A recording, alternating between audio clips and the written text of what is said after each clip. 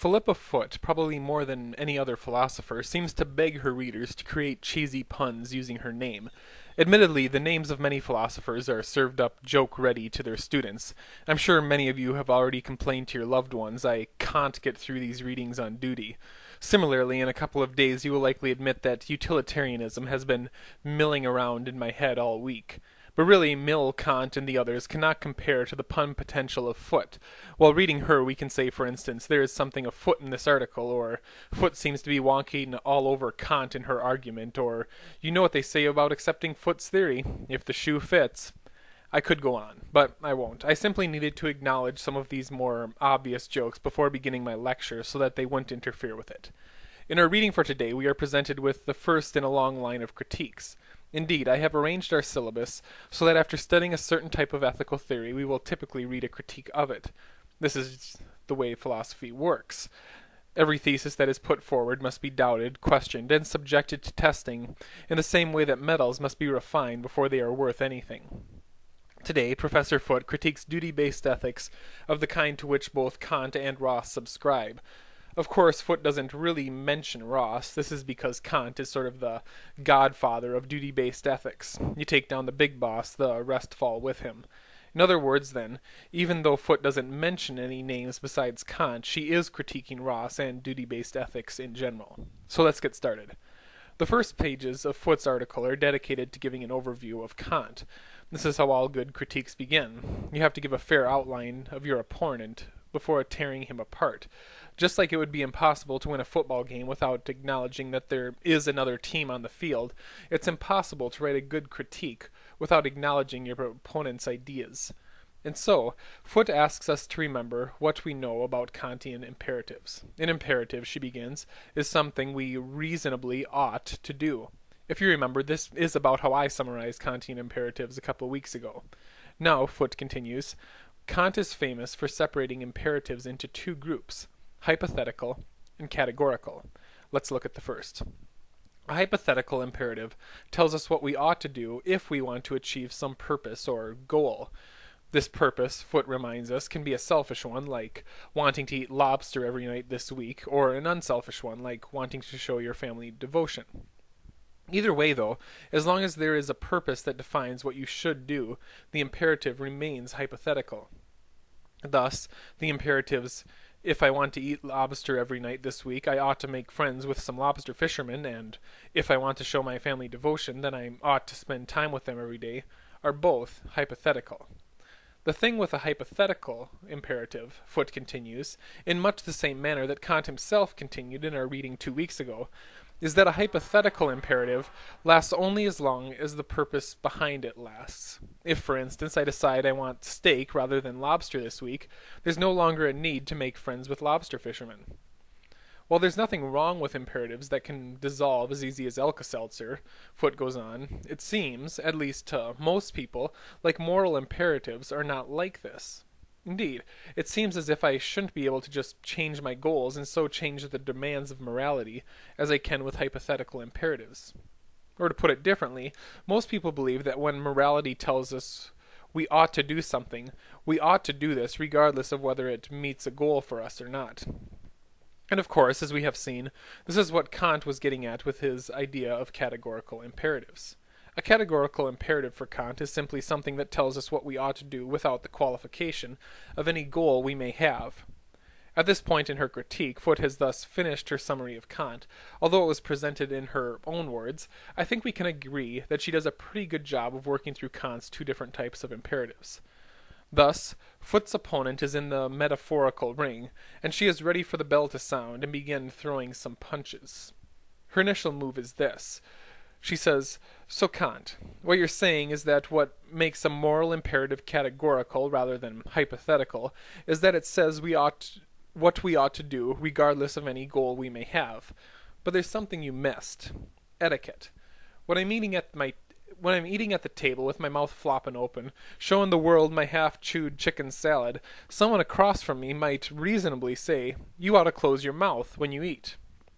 Here we have a statement telling us something we ought to do, and, what's more, there's no real goal grounding the fact that I should close my mouth. The imperative simply stands. And yet, it seems like you wouldn't want to call rules of etiquette categorical, would you now, Kant? The reply from Kant and his followers must be no, and indeed it would be extremely odd to include obviously arbitrary rules of etiquette in the hallowed halls of the categorical imperative, halls that should be reserved for morality. So then, says Foot, if etiquette is not categorical, but, like morality, doesn't have a goal grounding it, then there must be a further feature of categorical imperatives, a feature that morality has, and etiquette does not. Philosophers, Foot goes on, have traditionally proposed three ideas for such a feature. First, it could be that, unlike rules of etiquette, morality is fully reasonable. Second, it could be that, unlike rules of etiquette, moral rules tell us what we must do.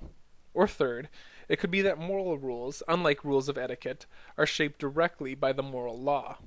Now, Foot is going to argue that none of these features fly. But let's see why, one at a time. First then, what about the claim that moral rules are different from etiquette in that they are perfectly reasonable? If this is the case, says Foot, then what we are saying is that an amoral person is irrational, is ignoring reason. But this simply isn't true. Lots of times when we're being immoral, we are choosing to disobey the rules. It has nothing to do with irrationality. If, for instance, I decide to lie to you and tell you I am a world-famous philosopher, speak 17 languages, and translate Kant for fun in my spare time, it's not that I would be acting irrationally. In fact, by choosing to ignore my moral obligation to be truthful, I would actually be acting pretty reasonably. I would win your respect and boost my standing as an instructor, both things that a responsible and reasonable teacher would desire. And that's just it, says Foot. A lot of times amorality and rationality go hand in hand. So we can't say that morality is always the reasonable thing to do. So what about the second potential feature morality may have that etiquette does not? What about the fact that morality tells us what we must do? Etiquette never does that. Professor Foot's response to this proposed feature of morality is pretty complex, and I have outlined it for you in my PowerPoint. But what it comes down to is this. Foot basically says, what does it mean? What do you mean it's never the case that I must obey rules of etiquette? Don't we say all the time you must keep your mouth closed and you must stand when a lady enters the room?